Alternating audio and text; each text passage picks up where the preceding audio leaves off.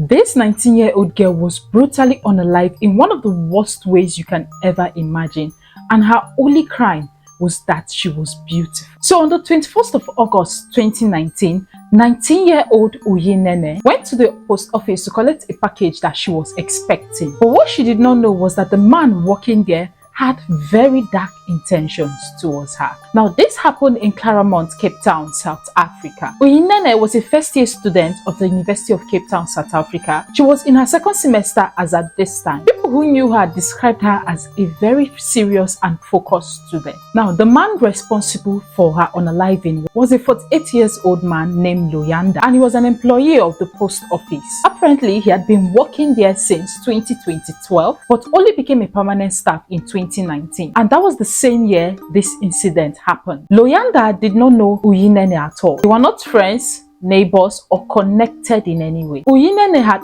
only ordered for a package and was told that this package would be delivered in that particular post office where Loyanda worked. In the second week of August, she went to the post office where Loyanda worked to ask for this package. When she visited this post office to ask for her package, this was also the first time Loyanda had seen her. Now, while Uyinene was only thinking about her package, immediately Loyanda saw her. He saw a beauty to behold.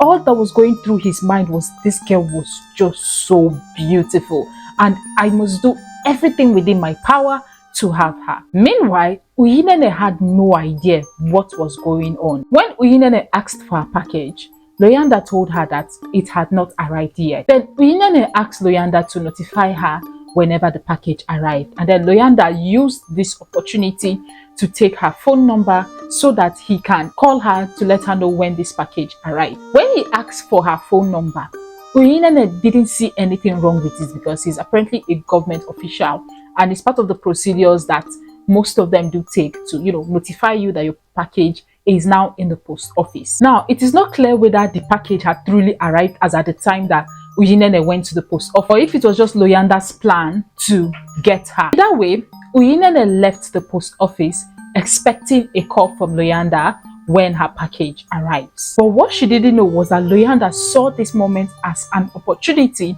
to begin plotting evil. Here's one thing about Loyanda that a lot of people, including his employers and co-workers, they didn't know. Loyanda had a criminal past. Before working at the post office, he had been involved in a car theft and had spent 5 years in prison. He was also connected to attempted essaying involving his ex-girlfriend in 2014. According to Loyanda, he had gone to confront his ex-girlfriend in 2014 who had been cheating on him, and during the confrontation she fell and began screaming and calling people's attention, letting them know that he was about to essay her. This ex-girlfriend later reported the incident and maintained the story that Loyanda wanted essaying her, but she further didn't pursue the case, so Loyanda didn't really get any punishment for that crime. Now, while applying for jobs like the post office in South Africa, everyone applying is required to declare if they have any past criminal record or not, but Loyanda hid this from his employer. No one knew the kind of monster that they were let into the post office. And in August 2019, Uyinene became his victim. Now, after a few days, Uyinene got a call from the man in the post office that her package has now arrived. When she got there, Loyanda told her that the electricity was out and that she should come back much later in the evening. But there wasn't any technical glitch at all. All these were just part of his plan to lure her inside when no one was around. Loyanda had already convinced his colleague to leave very early so that he is alone in the post office. When Uyinene arrived after the official closing time, thinking that she was just getting her mail, Loyanda locked the door behind her. He made a lot of advances at her. He started slow at first and then he became aggressive. Uyinene was visibly scared, but she was a fighter. She resisted and struggled. And because she struggled and refused to submit, Loyanda went violent. Loyanda didn't just attack her, he essayed her twice. And when he had done the whole act and then she tried to escape, he grabbed a 2-kilogram post office scale and used this to bludgeon her over the head until she was no longer responsive. Now, after he had done this to show the kind of person that he was not scared. And I'm guessing this is not his first time. He wasn't scared. He didn't panic.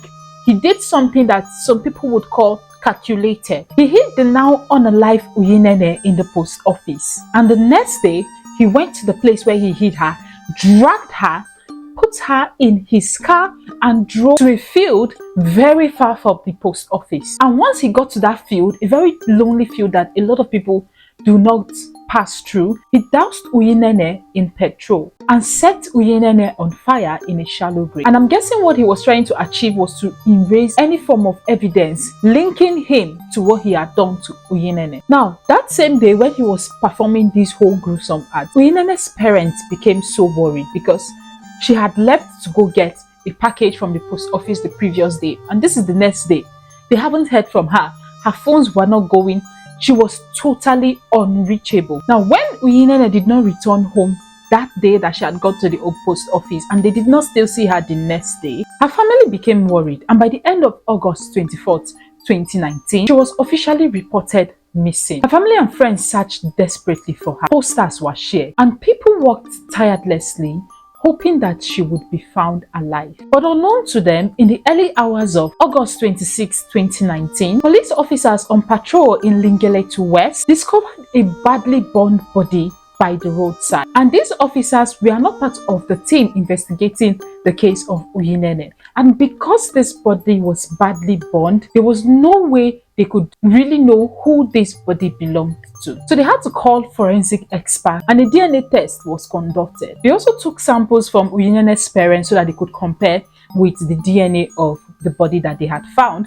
And Uyinene's parents gladly gave in their samples, but they were praying and hoping that the result would come out negative and that wasn't their daughter. But tragically, the result confirmed that was 19-year-old Uyinene, who had been missing for more than 9 days. And this missing persons case became a murder investigation. The police began retracing her last steps and were able to confirm her final location, and that this final location was the Claremont post office. And then they went to a CCTV footage that was just very close to the post office to know what went wrong, and that CCTV footage confirmed Uyinene going into the post office. However, there was no footage of her leaving, and this would later become a major turning point in this case. Investigators later focused on who had major access to the office after closing hour, and that was how they discovered that Luyanda was the last person on duty that day and would definitely be the final person to have seen her. They brought Luyanda for questioning, and he denied ever knowing her. But while they kept asking and asking and asking, his statement became inconsistent, and the police became convinced that he was involved. On August 30th, 2019,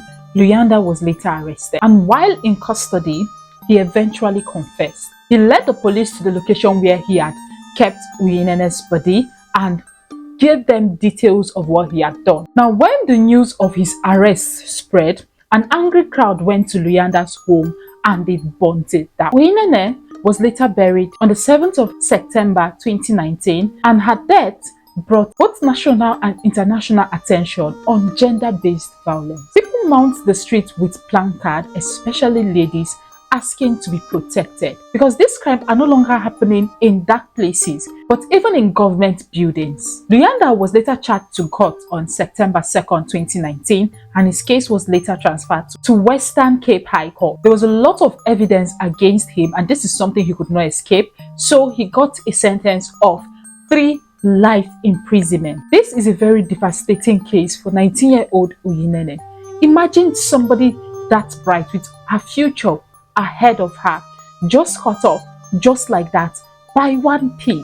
This is sad. This case just sounds as a painful reminder of how vulnerable women can be. You can literally just even be in your home or in one of the places that should be safe and still feel unsafe.